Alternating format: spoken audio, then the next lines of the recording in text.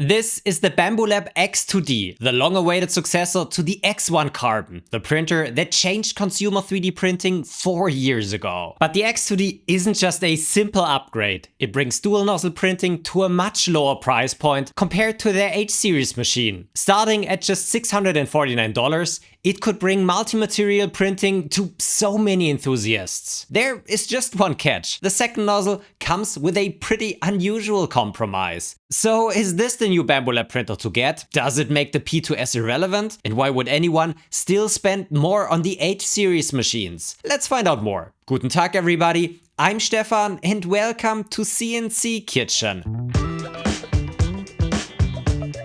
This video is sponsored by Voxel PLA. Just recently, Bambu Lab announced that they will discontinue the X1 Carbon. And honestly, that was not too surprising. Over the last year, they've been reshaping their lineup. The P2S already covered most of what made the X1 attractive. And now the X2D arrives at an even more aggressive price, $649 on its own or $899 with the AM-S2 Pro. And unlike the P2S, this machine adds a dual nozzle print head and a heated chamber. On paper, that makes the X2D look almost too good for the money. But before we look at the machine itself, let's answer the obvious question. Why even care about two nozzles? Bambu Lab made multicolor printing explode over the last years thanks to their very reliable AMS system. But on single nozzle printers, every color change creates a lot of waste. The old material has to be flushed out before you can cleanly print with the next one. And multi-material printing was even more limiting because if two materials are incompatible, like PLA and PETG, even tiny residues in the nozzle can ruin layer adhesion. To avoid that, you need separate hot ends. Some companies solve this with tool changers, but that adds complexity and takes up a lot of space. Bambu Lab instead went for a dual nozzle print head, so you can switch between two materials or colors much more efficiently and without nearly as much purge waste as on a single nozzle machine. That's especially useful if you do a lot of dual color prints, want breakaway supports, or print parts that combine very different materials like PLA and TPU. And so far, if you wanted that capability from Bambu Lab, you had to spend a lot of money on an H2D. The X2D is supposed to close that gap and make multi-material printing much more affordable.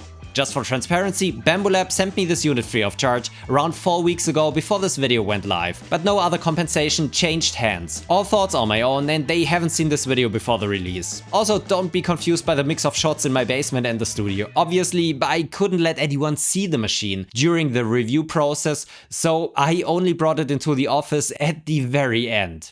If you consider getting one, there's a link in the description that supports my work and also tools like Bump Mesh, which I recently released open source and completely free of charge.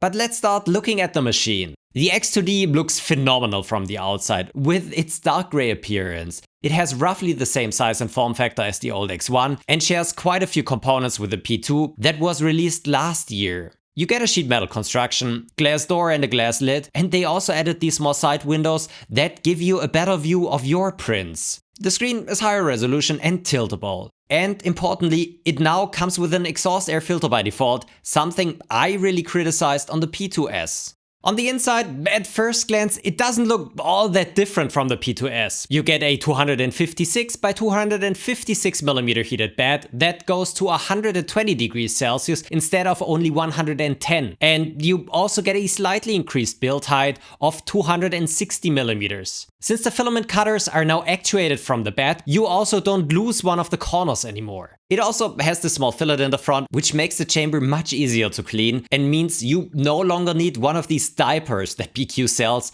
for the older machine. The setup is straightforward. Once you get it out of the box, the wizard guides you through the process. You can connect it to your network and the internet for file sending and remote monitoring, and I highly advise that, but you don't strictly have to. Then the machine calibrates the motion system, probes the bed, and even aligns the two hot ends automatically without any manual adjustment by using a sensor in the back of the build plate. You also get a spare hot end, tools, and maintenance items in the box, but no filament, so if this is your first machine, don't forget to buy some. And that's a great reason to check out today's video sponsor Voxel PLA. Their Voxel PLA Plus High Speed and Voxel PETG Plus High Speed are made in the USA and are engineered for reliable, tough high-speed printing. What I always find reassuring is that they don't just sell their stuff. They actually test and use it at scale in their 250 machine print farm in Southern California. So their materials and upgrades are built around real-world use. I use their filaments all of the time, even for very complex prints. Despite the name, Voxel PLA is also much more than just filament. They offer a full lineup of upgrades for Bambu Lab printers, from anti-vibration solutions like the Hula Feed to a proper filtration system for all enclosed Bambu Lab machines. The Vento box, designed by Through the Frame, is their newest addition, which is a dual operation charcoal and HEPA filter for the P2S. By opening and closing a small flap, you can switch between recirculation mode during high temp printing, or when closed, exhaust clean filtered air for cool prints and a healthy work environment, which I'm all in for. The cool thing is that it's not just a random third-party accessory, but it's now fully integrated into the Bambu Lab firmware, which could actually be a first. So whether you need reliable PLA or PETG filaments for your next big projects, want to reduce vibrations or get cleaner air, Voxel PLA has it all. They have filaments in so many colors that just start at $16.99 per roll, and there is an additional bulk pricing if you're running a business, school or a print farm. US shipping is free on orders above $75, and for a limited time you can also get 10% off orders over $100 by using the code VOXELKITCHEN at checkout. Thanks again to Voxel PLA for sponsoring this video. So, from the outside, the X2D looks familiar, but the really interesting changes are on the inside. There is now significantly better lighting compared to the X1, paired with a full HD camera that also has a privacy cover. It's used for remote monitoring and spaghetti detection, which actually works most of the time. Maybe not always saving your print, but at least often saving you from a giant pile of wasted plastic or a full blob of doom. But let's get to the motion system. If you were hoping for linear rails for the printhead, you will be disappointed. Still, Bambu Lab ditched the carbon fiber rods that gave the X1 Carbon its name, and they went instead with hollow steel rods, which should be significantly easier to maintain and add only a bit more weight. And this also doesn't come at the cost of print speed, because just like on the P2, it's basically as fast as the X1 Carbon. With the latest firmware update, they even increased the maximum travel speeds to 1000 mm per second. But the motion system is not completely identical to the P2, because on the X2D they finally use 1.5 GT precision belts, which have proven to show fewer VFAs, so vertical fine line artifacts on your parts. And from the prints that I made, I can already confirm that this is really working. And that brings us to the printhead, which is really the defining feature of the X2D. At first glance, it doesn't actually look much bigger than the one on the P2. But inside, this tool head houses two nozzles. One is fixed and the other one can be lifted and lowered using a mechanism on the back that gets triggered by a pin. To prevent oozing, there's also a small wiper that blocks the inactive hot end. The hot ends themselves can be heated to 300 degrees Celsius, and they are the same ones as on the H series and the P series, so they can be swapped really quickly using a small clip on the front. But once you look more closely, it becomes obvious that this is not the same dual nozzle approach as on the H2D. And the reason is sitting on the back of the machine. There is a suspicious little box that has leaked online quite a while ago.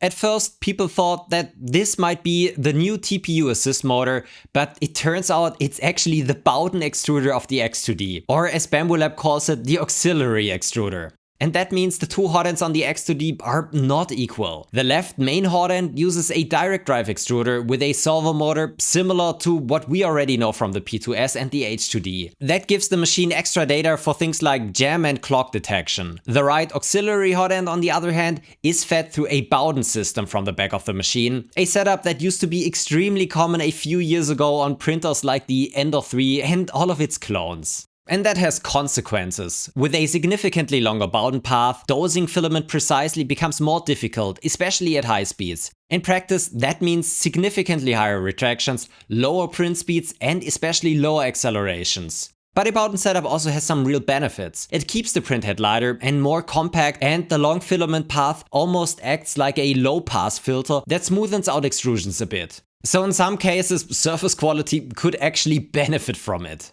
You can absolutely print models with both nozzles. And on my parts, the most noticeable difference was not a huge drop in print quality, but simply longer print times on the auxiliary nozzle. In fact, some parts took almost twice as long. The change in quality was typically more stringing, and when perimeters became too short, holes in the surface, which hopefully can be reduced in the future by tuning the profiles. The main hot end can use the full build plate, but because of space limitations, the right nozzle loses about 20 mm of printable width on the left side of the plate. During printing, the parts get cooled by a radial fan in the front of the machine, plus 2 huge side fans that pull cold air in from the outside. And after a ton of complaining, also from my side, they now finally include an exhaust air filter, which helps reduce odors and particles even when printing PLA. The other big distinction compared to the cheaper P2S is that the X2D has a heated chamber capable of, on paper, 65 degrees Celsius. But if you set higher values in the slicer, it will even heat up to 70 degrees Celsius. And that trick could be really useful for some challenging materials, but I don't know if they will patch this out at some point. I placed some thermocouples into the chamber and it reached a real 65 degrees Celsius in around 20 minutes with the heater alone, but realistically you'll also have the heated bed running, which cuts heat up time roughly in half. When chamber heating is active, both side fans transform. The one on the left contains the heating element and pulls air in from the bottom before pushing it out a bit above. The right side switches into recirculation mode, where air gets pulled through a charcoal and HEPA filter in the back and then exhausted back into the chamber. Honestly, the addition of the heater makes the X2D a really capable machine, especially for technical materials like ASA, polycarbonate or nylons. If you buy the combo, the X2D also comes with the AMS2 Pro, Bambu Lab's multi-material and storage system that can feed up to 4 spools into the printer and also works as a drying box with heating up to 65 degrees Celsius. The little ports let moist air escape during drying and then seal again for storage. And the AMS now also finally works during printing if you get the additional power brick for it. There is also space for desiccant in the back, though honestly it's so little that the effect is more homeopathic than really useful over long term if you regularly open the box and load fresh and moist spools. So I would strongly recommend printing one of the larger desiccant containers and regenerating them regularly. Now here's an important thing, specifically for the X2D. The AMS still only has one exit port, so even if you buy the combo, only one of the tool nozzles can be automatically fed through the AMS at a time. The second nozzle has to be loaded from an external spool holder. That means if both materials need to stay dry during printing, you'll either want a separate dry box or an additional AMS for the second nozzle. To make that workflow easier and constantly avoid swapping spools, Bambu Lab also introduced an additional accessory named the Filament track switch. It allows one AMS to feed either nozzle automatically, so you don't have to reorganize your spools manually. That is a nice addition, but for the X2D, H2D and H2C, the real killer feature would have been an AMS that could feed both nozzles at the same time.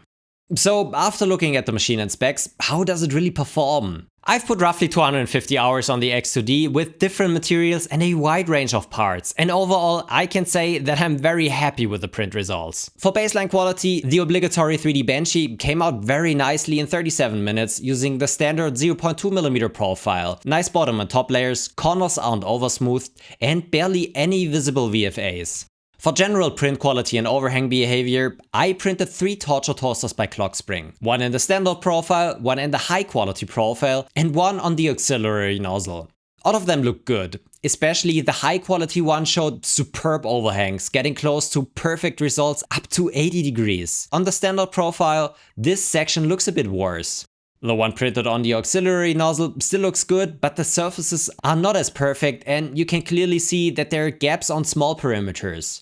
On all of them, the only thing I wasn't able to free were the tolerance pins at 0.2mm and below, which is a bit surprising.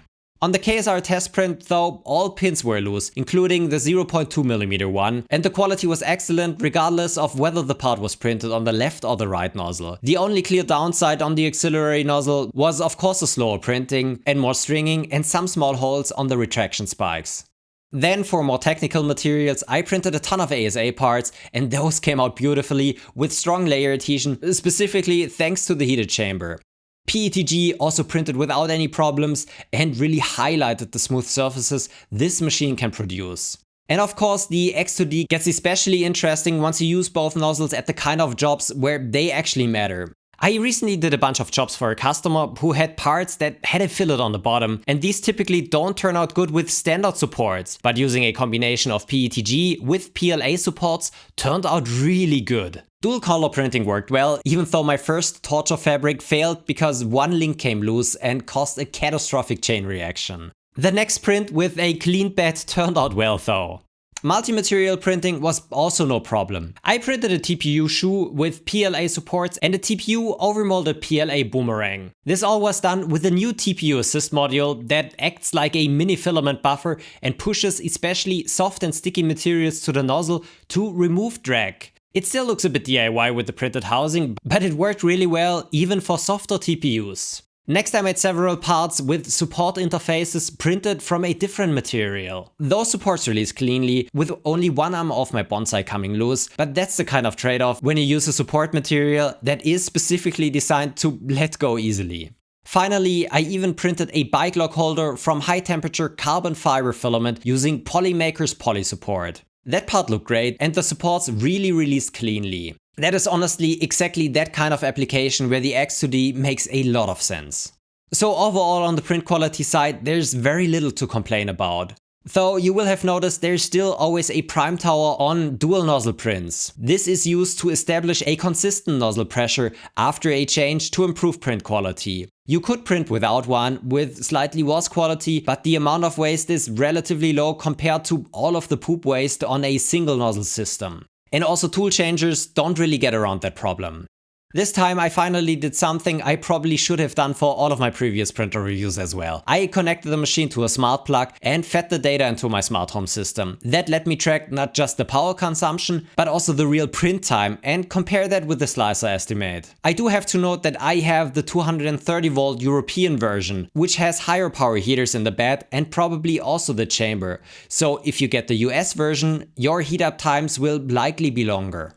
During idle, the machine draws around 14 watts. That doesn't sound like much, but if you never turn it off, it still will cost you over $40 a year at an electricity price of 35 cents per kilowatt hour. When you start a print, power consumption is obviously the highest because all of the heaters turn on, and that can go up to over 1500 watts on my machine, but it drops quickly once everything is warm. When printing PLA, I measured an average power consumption of around 160 watts. PETG with a bit higher bed temperature brings that roughly to 180 watts. And ASA prints with the chamber heated to 65 degrees Celsius and the bed at 110 degrees Celsius consumed approximately double at 330 watts. To put that into perspective, a typical 4-hour PLA print costs around 22 cents in electricity, while the same print in ASA would run you about 46 cents. As I mentioned, power draw isn't the only thing I could get from that setup, but also the real printing time compared to the slicer estimate. Every print took a bit longer than what the slicer said. The deviation for prints on the main extruder was around 1 to 4%, but the one on the auxiliary extruder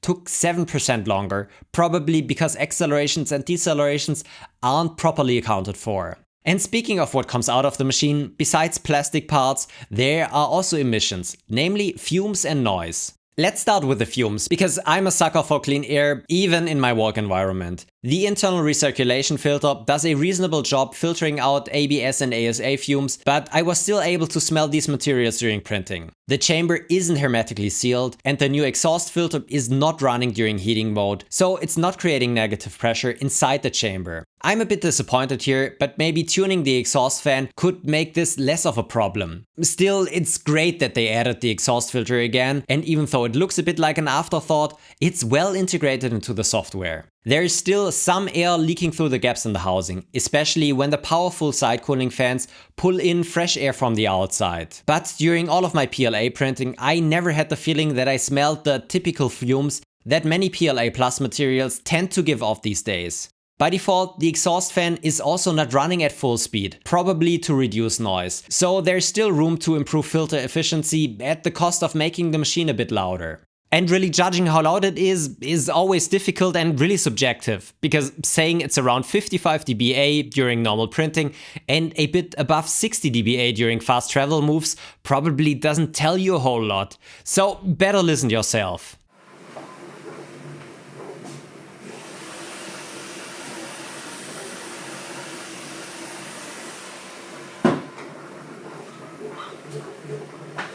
Test 1, 2, 3, 1, 2, 3, test.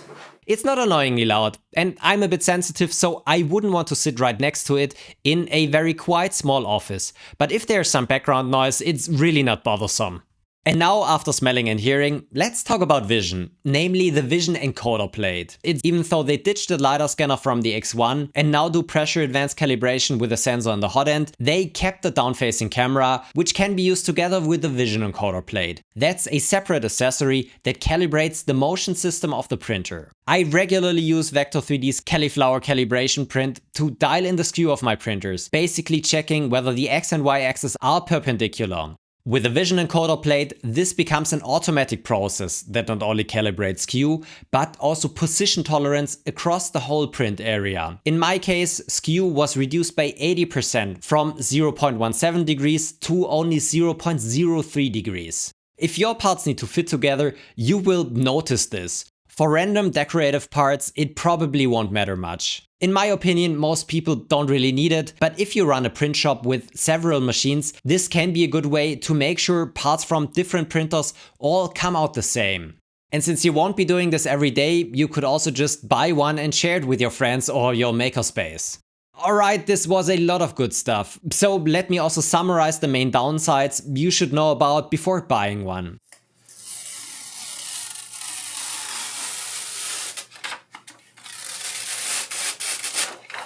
First, I had some first layer inconsistencies when printing on the textured sheet. Most first layers looked very good, but there was always one area in the back left corner that just didn't look quite right. Switching to a smooth sheet solved it, so this may be an issue with my unit or with that specific print plate. Second, I had an issue with one of the feeders in my AMS2 Pro. It would occasionally fail during the initial filament loading and grind the filament instead. Once I gave it a little push, it worked again, and from what I could find online, I don't seem to be the only one seeing that problem. So at least reviewers apparently don't seem to get cherry-picked units. Third, the filtration is not perfect. It definitely helps, especially for PLA, but it doesn't completely eliminate the smell. If you're sensitive to fumes, that could still bother you, even though I'd also say that few other printers handle this better out of the box. And then there's the auxiliary hot end itself. Even though it worked well overall, it's clearly a compromise and not fully featured. Print times are longer due to the lower speeds and accelerations. You lose about 20mm of build width on the side. Print quality is good but not perfect, and some materials are restricted on the nozzle, and because the Bowden feeder uses a basic stepper motor, you don't get jam or clog detection there. So while the main nozzle is absolutely where you want to print the actual model, the auxiliary nozzle is best treated exactly how Bambu Lab names it. It's an auxiliary tool for supports, secondary materials, and less critical geometry. The 300°C nozzle limit is also worth talking about. At first glance, it seems a little restrictive for a machine with a heated chamber that goes up to 65 degrees. But I suspect this is very much intentional, because one of the main differentiators to the H2D, besides build volume, is that the H-series hot ends go all the way up to 350°C. And realistically, for the vast majority of people looking at a machine like this, 300°C is already enough to cover almost everything they will actually print. Printing PPS might sound interesting, but in the end, it costs $200 per kilo. And that also leads me to the most polarizing part about the X2D and Bambu Lab machines in general. What you are buying here is what Bambu Lab likes to call the Bambu Lab experience. Their marketing material says printing is no longer this headache-inducing process full of tweaking and troubleshooting, but something much closer to a button press.